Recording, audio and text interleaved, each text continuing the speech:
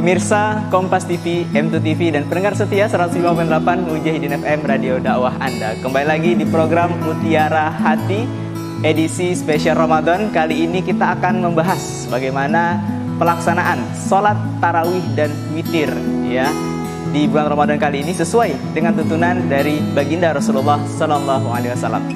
Masih bersama narasumber kita Ustadz Sardiawan Umar, SPDI, MPDI. Beliau adalah pimpinan Pondok Tahfiz Hizbah Al-Mizan Kota Pontianak. Kita akan lihat penjelasan lebih lengkapnya. Simak terus di program Mutiara Hati spesial Ramadan.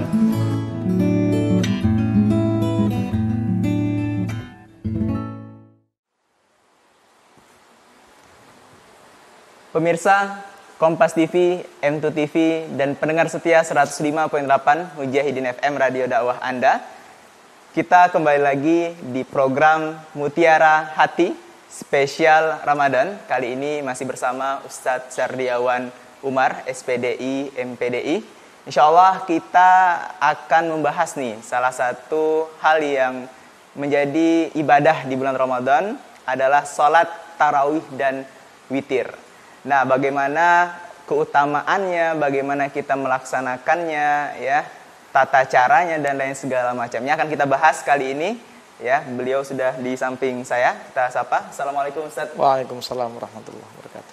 Nah, witir, tarawih dan witir nih salah satu amal yang dilakukan di bulan Ramadan, Ustaz. Apa kemudian keutamaan kita melaksanakan sholat tarawih dan witir nih?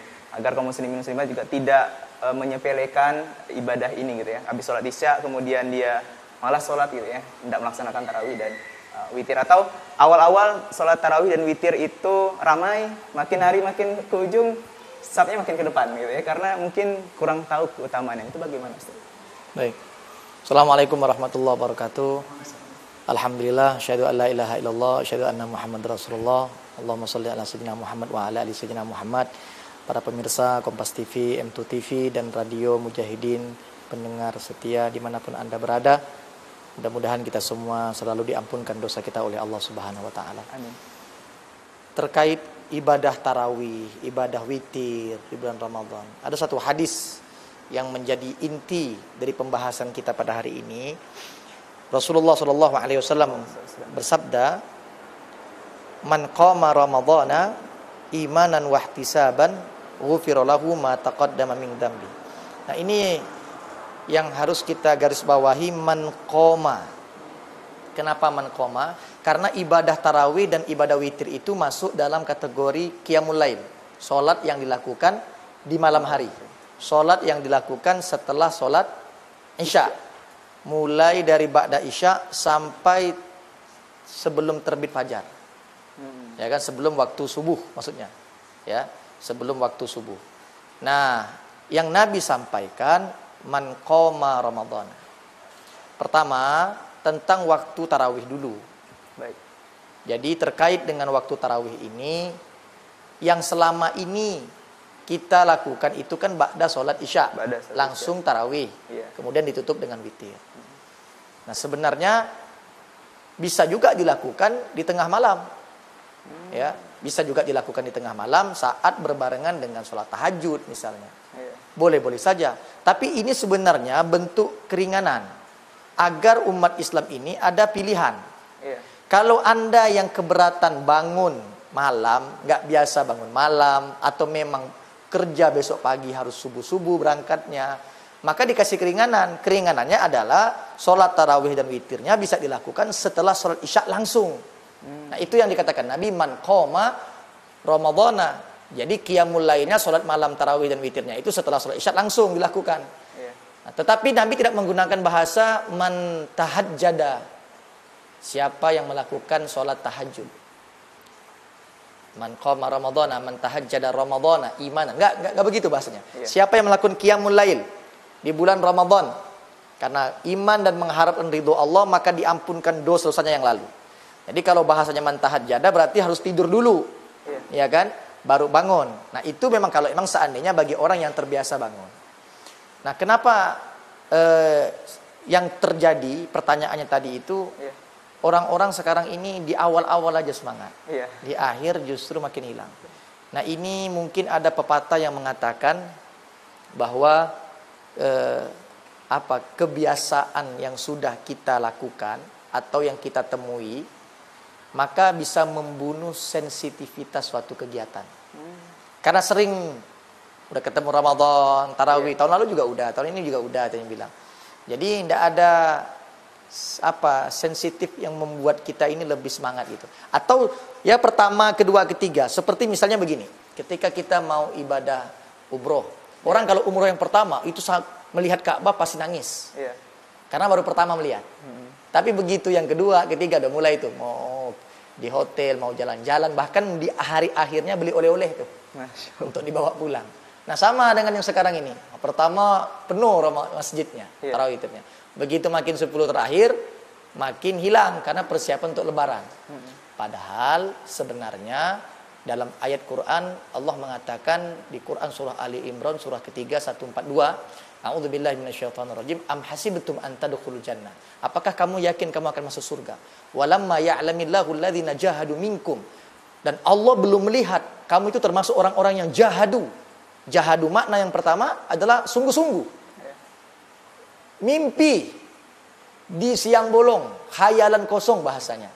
Kalau kita ingin masuk surga, sedangkan ibadah kita semangatnya di awal-awal pertama saja bulan Ramadan. Tapi di akhir makin hilang. Mimpi, jangan mengharap surga. Itu hanya khayalan saja. Hanya mimpi saja, imajinasi saja. Wa ya'lamas sabirin. Dan yang kedua kata Allah, kamu tidak akan masuk surga kalau kamu belum termasuk orang-orang yang sabar. Sabar terhadap ujian di bulan Ramadan, termasuk di masa pandemi seperti ini. Jadi oleh karena itu, manakala kita ingin mengharapkan kado yang terbesar dan terindah dari Allah, maka kita juga mesti mengeluarkan pengorbanan yang besar untuk Allah melalui ibadah Ramadan, tarawih dan witir dari pertama sampai ujung akhirnya. Harus, bahkan penentuannya adalah di akhir itu. Ya, manakala hanya semangat di awal, di akhir tidak, ini yang dibenci oleh Rasulullah karena tidak istiqomah. Tapi kalau Anda istiqomah dari awal sampai akhir, insya Allah, ya, orang yang istiqomah, tatanazzalu alaihimul malaikah, akan diturunkan malaikat kepadanya, alla takhafu wa la tahzanu, memberi kabar, jangan bersedih hati, jangan khawatir, wa absyiru bil jannati allati kuntum tu'adun, karena surga yang akan dijanjikan oleh Allah. Iya, luar biasa. Jadi jangan sampai kita melewatkan sunnah salat tarawih dan juga witir, baik di ba'da isya langsung atau kita tidur dulu di waktu tahajud. Nah, kemudian nanti kita akan bahas bagaimana atau di mana tempat pelaksanaan salat tarawih, Ustaz. Apakah bagusnya di masjid atau di rumah atau seperti apa? Nanti kita akan lanjutkan di program Mutiara Hati spesial Ramadan. Tetap di sini.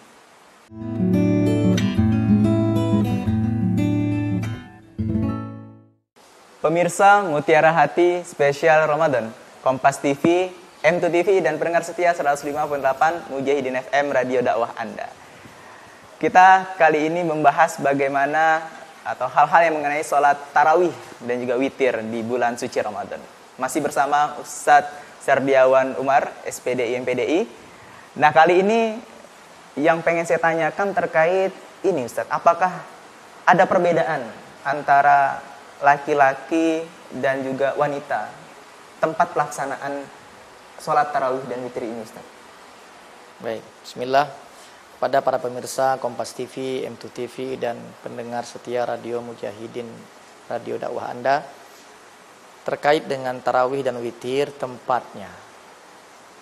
Untuk laki, karena salat ini salat sunnah, jadi memang tidak ada kewajiban, ya, salat itu harus di masjid, karena salat sunnah kan. Hadis lafaz umumnya dari Rasulullah itu bahwa sholatun nawafil, sholat sunnah itu dikerjakan di rumah. Ya, cuman hadis itu kan nggak sampai di situ redaksinya. Nabi melanjutkan wa baiti huna, dan adapun rumahku itu di sini. Rumah Nabi itu dekat sekali. Kalau kita pergi ke Madinah itu kan antara rumah Nabi dengan mimbar itu, itulah yang disebut dengan Taman Raudhah, hanya ukuran ya kurang lebih 15 kali 22 cm. Meter itu kan ya 15 kali 22 meter itu kurang lebih seperti itu. Nah, jadi kalau kita lakukan sholat sunnah, itu lebih kepada sholat sunnah qobliyah, sholat sunnah ba'diyah. Itu pun kalau rumahnya berdekatan. Kalau jauh kan nggak mungkin, bisa masbuk dia terlambat. Nah, termasuk juga sholat sunnah tarawih dan sholat sunnah witir, bisa dikerjakan di rumah. Tapi kalau ditanya mana yang afdol untuk laki-laki, tetap afdolnya di masjid. Kalau ditanya mana afdol untuk wanita, apakah harus disamakan dengan seperti laki-laki juga di masjid? Ya, kalau bisa dibawa sekeluarga ke masjid, lebih afdolnya di masjid. Ya, asalkan memang wanita ini ada beberapa hal yang dijaga. Yang pertama, sholatnya wanita afdol di masjid dengan syarat tidak menimbulkan fitnah. Artinya auratnya ditutup dari rumah. Lebih baik pakai mukena dari rumah. Jangan sampai nggak pakai jilbab, untuk pakai minyak wangi berlebihan, ke masjid lewat depan laki-laki. Ya, ini yang menimbulkan fitnah. Kalau dia tertutup auratnya, silakan sholatnya di masjid. Ya. Kemudian yang kedua, ya, sholatnya perempuan di masjid manakala tugas-tugas kewajiban di rumahnya sudah dituntaskan.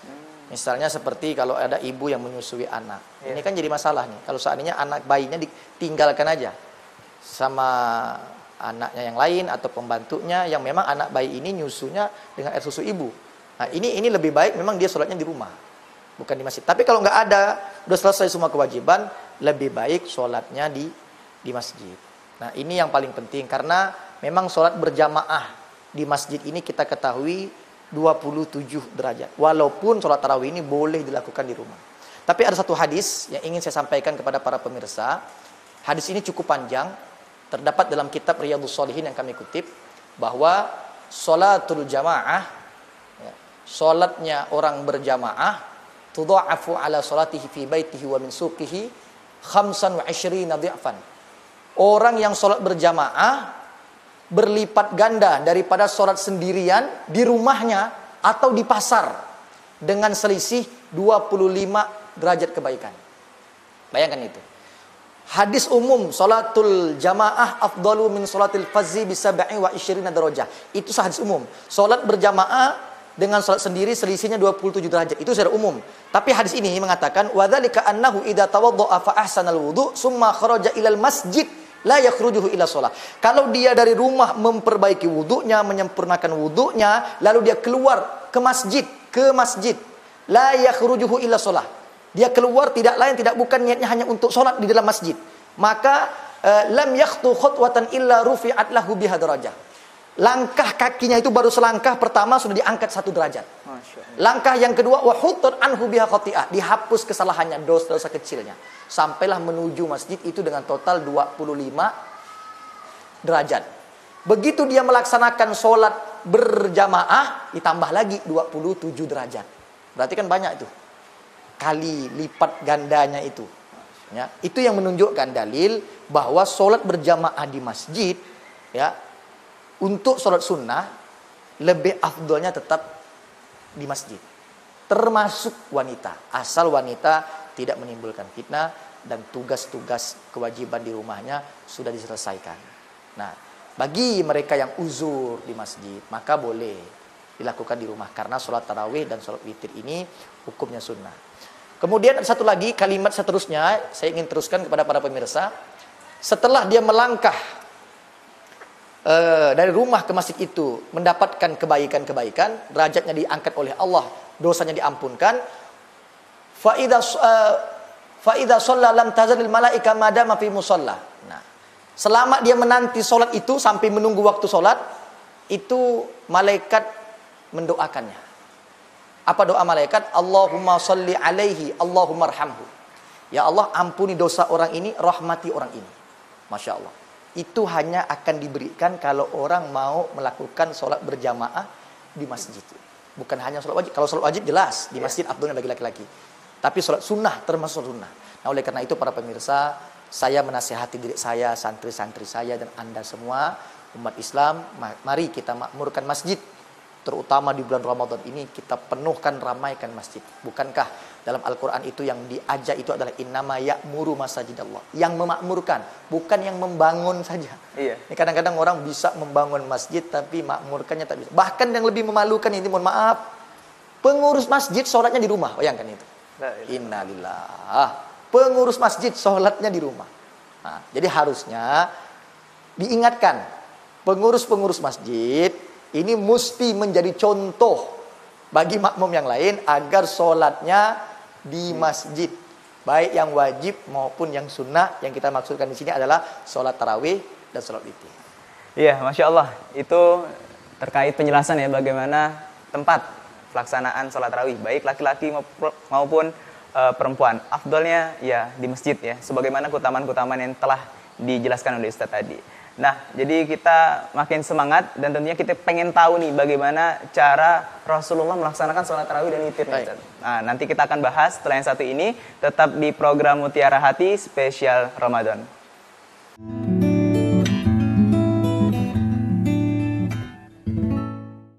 Pendengar 105.8 Mujahidin FM Radio Dakwah Anda dan pemirsa Kompas TV dan M2 TV dimanapun berada, kita masih melanjutkan pembahasan mengenai tentang sholat tarawih dan witir. Nah, tadi sudah dibahas bagaimana keutamaannya, kemudian waktu, tempat, ya, dan sekarang bagaimana pelaksanaan sholat tarawih dan witir yang disunahkan oleh baginda Rasulullah SAW, Ustaz.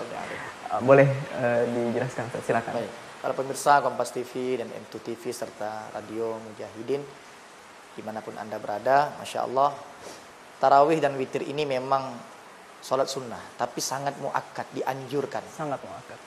Sangat dianjurkan. Karena hadis lafal umum yang tadi kita sampaikan di awal, bahwa man qoma ramadhana, siapa yang mendirikan sholat, menghidupkan malam bulan Ramadan, dengan melaksanakan sholat qiyamul lail, diantaranya imanan karena iman wahtisaban dan mengharapkan ridha Allah, ghufira lahu ma taqaddama min dhanbi, diampunkan dosa-dosanya yang telah lalu. Tidak ada niat ya yang kita harapkan kecuali agar dosa kita ini diampunkan. Kalau dosa sudah diampunkan oleh Allah, urusan pasti diberi kemudahan, penyakit pasti diberi kesembuhan, bahkan hutang akan diberi kemudahan untuk melunaskan, bahkan jodoh bang, Masya Allah, itu akan didatangkan kalau dosa diampunkan. Jadi mikir, introspeksi, kenapa kita ini sulit, kenapa doa enggak kabul? Oh, jangan-jangan dosa kita belum diampunkan. Oleh karena itu, yuk pahami bulan suci Ramadan ini dengan ilmu. Nah, terkait dengan tarawih dan witir, memang yang kita ketahui, tarawihnya Rasulullah ini hanya dilakukan 3 malam saja di masjid. Begitu hari keempat, hari kelima, sampai hari terakhir itu nggak dilakukan. Dan sahabat itu menunggu, kemana Rasulullah? Kenapa nggak ada lagi? Ternyata Rasulullah tahu sebenarnya. Aku tahu bahwa kalian itu menunggu. Kenapa aku tidak keluar? Karena aku khawatir akan menjadi kewajiban. Kalian kira ini sebuah kewajiban yang harus dilakukan di bulan Ramadan. Makanya aku tidak keluar ke masjid. Jadi ini menjadi dalil, ya. Tapi jangan sampai disalahpahamkan. Maksudnya gagal paham gitu. Oh, kalau begitu Ustadz 3 hari cukup di masjid, pantas. Tadi pertanyaan yang kedua itu kan, kenapa orang sholat yang rajinnya cuma awal-awal saja? Karena Rasulullah begitu. Itu namanya menghina Rasulullah.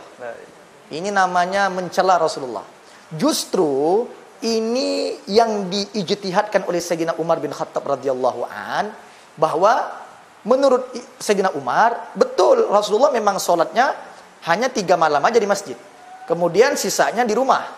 Justru menurut ijtihadnya Umar bin Khattab adalah berarti sholat tarawih itu sebenarnya memang harus dilakukan di masjid tadi, ya, bukan di rumah. Cuman karena khawatir kewajiban, maka sholatnya akhirnya Rasulullah lakukan di rumah supaya tidak wajib, bahwa ini tetap sunnah. Nah, yang kedua, bahwasanya Rasulullah melakukan sholat tarawih ini mulai dari juga waktunya tadi, ya, ba'da isya boleh, di tengah malam boleh, tergantung kita mampunya kapan. Kalau takut bangun malamnya nggak kebangun, sholat di awal. Kalau bisa silahkan, ya, tapi lebih baik berjamaah lah, biar banyak pahala yang tadi seperti disampaikan. Kemudian jangan lupa bahwa sholat ini jumlah rokaatnya juga, ini sedikit saya sampaikan. Ada hadis dari Aisyah 11 rokaat, mau 2, 2, 2, 3, ada yang 4, 4, 3. Jangan disalahkan. Kemudian ada yang 13 rakaat juga ada dalam hadis yang lain. Kemudian ada yang dari Sayyidina Umar ijtihad 23 rakaat. Oleh Sayyidina Umar, karena ini di masjid, maka lakukan di masjid. Karena ini awalnya memang Rasulullah di masjid, cuman karena khawatir kewajiban, jadi di rumah. Artinya Sayyidina Umar mengambil ijtihad, ayo kita sholat tarawihnya di masjid. Kemudian Sayyidina Umar melihat, ini kenapa sahabat-sahabat ini sholat sendiri di masjid tapi sendiri, hanya digabungkan. Dan semua sahabat tidak ada yang menolak apa yang diperintahkan oleh Sayyidina Umar. Karena Sayyidina Umar yang dekat dengan Rasulullah, Sayyidina Utsman dekat dengan Rasulullah, Sayyidina Abu Bakar, Sayyidina Ali dekat dengan Rasulullah. Tapi tidak ada yang mengingkarinya. Ya, maka oleh karena itu untuk cara sholatnya tarawih dan witir memang lebih afdol berjamaah dan di masjid. Dan itulah sebenarnya. Adapun jumlah rakaatnya mau Anda 11, mau Anda 23, itu nggak jadi masalah. Kenapa? Karena tetap sholat. Yang salah yang tidak sholat. Benar. Ya. Nah, jadi jangan sampai kita berputar-putar masalah bilangan rakaat itu. Kemudian satu lagi, Bang. Iya. Kalau kita sudah sholat tarawih, kemudian habis itu kan ditutup dengan witir. Kalau sholatnya 8 rakaat tarawih, tutup dengan 3 witir. Ya, maka 11. Kalau sholat tarawihnya 20 rakaat, tutup witir 3 rakaat. Berapakah jumlah rakaat witir sebenarnya? Kata para ulama, paling sedikit ini orang yang paling pelit, sholat witirnya itu 1 rakaat. Normalnya 3 rakaat. 3 rakaat.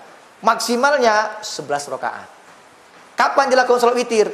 Boleh setelah sholat tarawih langsung dilakukan, boleh juga nanti tengah malam. Oh, saya Ustadz udah melakukan sholat witirnya setelah sholat tarawih. Tahu-tahu malam-malam jam 2 subuh bangun sholat tahajud. Apakah saya sholat witir lagi? Tidak perlu. Tapi Ustadz ada dalilnya, jadikan sholat witir itu sebagai penutup. Maksudnya itu bukan sebagai penutup lalu ditutup sholat itu. Setiap sholat kita yang dilakukan di malam hari kita tutup dengan sholat witir harus. Padahal kita sudah sholat witir sebelumnya. Dalam hadis yang lain juga Nabi mengatakan tidak ada sholat witir 2 kali dalam 1 malam. Nah, itu menunjukkan dalil bahwa bagi kita yang sudah melaksanakan sholat witir setelah sholat tarawih, kemudian tengah malam bangun, ya, maka tidak perlu lagi menutup sholat witir kita, sholat malam kita dengan sholat witir. Jadi silahkan. Tapi kalau kita sholat tarawih, kemudian nggak sempat witir, maka begitu bangun tengah malam, tutuplah. Nah, ada 2 hadis itu. Yang pertama, hadis Nabi mengatakan, utira qabla an arquda. Aku sholat witir sebelum tidur. Nah, itu yang menunjukkan dalil kalau witir boleh dilakukan setelah sholat tarawih langsung. Ya. Ada dalil yang kedua, kata Nabi, ija'alu akhir sholatikum billaili al-witra. Jadikanlah akhir sholat malam kalian itu yaitu dengan sholat witir. Nah, ini 2 dalil yang dua-duanya benar dan pernah dilakukan Rasulullah. Sholat witir sebelum tidur, pada tarawih langsung witir boleh, atau witirnya nanti di penghujung boleh. Tapi kalau witirnya sudah dilakukan di awal, maka bangun malam sholat tahajud tidak perlu lagi ditutup dengan sholat witir. Begitu kira-kira. Baik, luar biasa. Jadi pemirsa dari Kompas TV dan N2 TV serta pendengar setia 105.8 Mujahidin FM Radio Dakwah Anda, demikianlah penjelasan terkait sholat tarawih dan witir. Semoga kita semuanya bisa melaksanakannya dengan baik, tidak bolong-bolong, tidak sesuka hati gitu ya. Karena luar biasa keutamaan yang kita peroleh apabila kita melaksanakan atau menghidupkan malam-malam kita dengan beribadah kepada Allah Subhanahu wa taala. Demikian penjelasan. Terima kasih Ustaz. Pada kesempatan kali ini, simak terus program Mutiara Hati bersama Kompas TV, M2 TV, dan 105.8 Mujahidin FM Radio Dakwah Anda. Sampai jumpa. Wassalamualaikum warahmatullahi wabarakatuh. Waalaikumsalam warahmatullahi wabarakatuh.